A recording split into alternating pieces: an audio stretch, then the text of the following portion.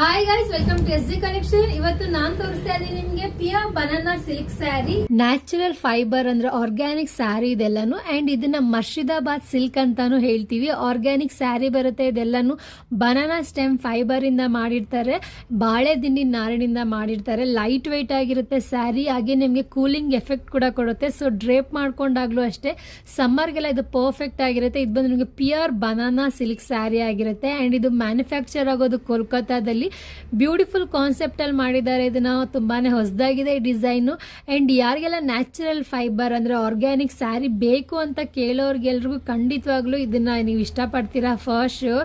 And ಇದು natural fibre ಆಗಿರೋದ್ರಿಂದ ಇದರಲ್ಲಿ ಬ್ಲೌಸ್ ಪೀಸಸ್ ಬರಲ್ಲ. ಓವರ್ ಆಲ್ ಸ್ಯಾರಿ ನಿಮಗೆ ಅಪ್ರಾಕ್ಸಿಮೇಟ್ಲಿ 5.7 ಮೀಟರ್ ಅಲ್ಲಿ ಬರುತ್ತೆ. ಅಂಡ್ ವಿತೌಟ್ ಬ್ಲೌಸ್ ಬರುತ್ತೆ.